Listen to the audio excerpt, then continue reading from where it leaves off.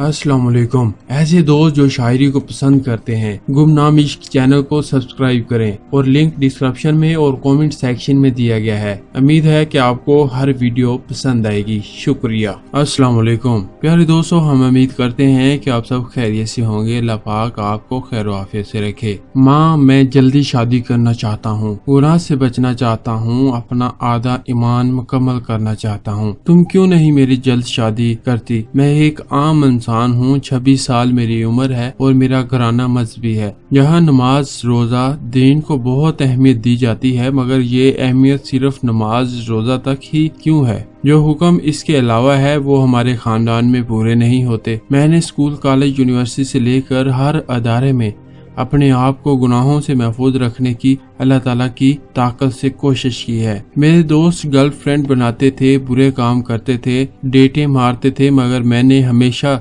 सोचा कि ये सब काम हलाल तरीके से करूंगा। पहले दोस्तों, जब मेरी उम्र 24 साल होनी थी तो मुझे शदीद शादी की तलब होने लगी। मुझे अपने आप को बुराई से बचाना शदीद मुश्किल हो गया है। मैंने अपने घर वालों को कहना शुरू किया कि अब वक्त आ गया है कि मेरी शादी कर दे। मैंने पढ़ाई मुकम्मल कर ली है, जॉब भी करता हूँ एक मीडिया चैनल में, मगर मेरे घर वालों ने शदीद एतराज़ात उठाने शुरू किए। अभी तुम्हारी उम्र ही क्या है? मैंने उनको कुरान और हदीस से रेफरेंस भी दिए, मगर इन्होंने इसको ये कहकर परे कर दिया कि बाकी इस्लाम की बातें भी तुम मानो। और एक दिन मेरी माँ ने बताया कि मैंने कुरान पाक का तर्जुमा पढ़ा। मैंने कहा कि ऐसा पढ़ने का फायदा क्या जिस पर अमल नहीं करना? कुरान में लिखा है कि बालग होते ही शादी करो। हदीस में आता है कि अगर बालग होने के बाद माँ बाप शादी ना करें और औलाद गुनाह करे तो सारा गुनाह माँ बाप को होगा, औलाद को नहीं। इंटरनेट, टीवी पर फहाशी का बाजार आम है और दोस्तों के साथ देखता हूँ कि वो लड़कियों में एंजॉय कर रहे हैं। बाजारों में लड़कियों पर नजर पड़ जाए, बारीक कपड़े, जिस्म टाइट, कैसे बचाओ अपने आप को? मैं चिड़चिड़ा होता जा रहा हूँ। घर वाले कहते हैं बदतमीज हो गया है, मगर उनको समझ नहीं आती कि ये बदतमीजी क्यों होती है। मेरे वालिद 35,000 कमाते हैं, 3 बहन भाई समेत पूरा घर चलाते हैं,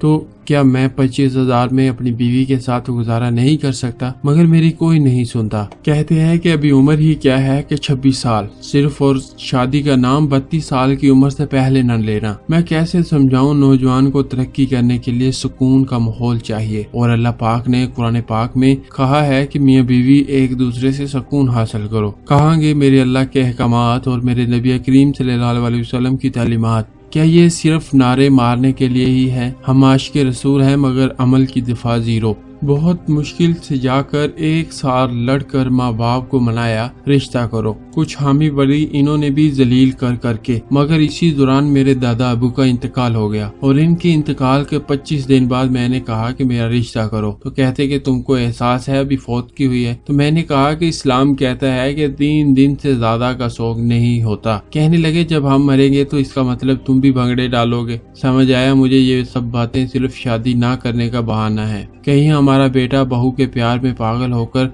हाथ से न निकल जाए और कोई वजह नहीं। सोचता हूँ कि अब अगर मैं बुराई की तरफ माइल हो गया तो कौन जिम्मेदार होगा? मेरे माँ बाप या फिर ये माशरा, मीडिया, सियासतदान जिन्होंने ज़िना आसान कर दिया है मगर शादियां मुश्किल कर दी हैं। कैसे अल्लाह ताला की बरकत नाज़िल होगी? और इस मुल्क पर काश माँ बाप समझ जाएं कि ये दजाली फितने का दौर है, ईमान बचाना बहुत मुश्किल है। इसीलिए कहता हूँ कि निकाह को आम करो और ज़िना मुश्किल करो। पहले दोस्तों, आज की वीडियो में भी यही एक इखलाकी सबक था कि निकाह को आम करो और ज़िना को मुश्किल करो। इससे होगा ये कि हमारा माशरा बुराई के रास्ते से बच जाएगा। उम्मीद है कि आज की वीडियो से आपको फायदा पहुंचा होगा और इस वीडियो को सदका जारिया समझकर दूसरों के साथ शेयर करें। आज की वीडियो में बस इतना ही। मिलते हैं एक नई वीडियो के साथ, तब तक के लिए मैं इजाजत दें। अल्लाह हाफिज।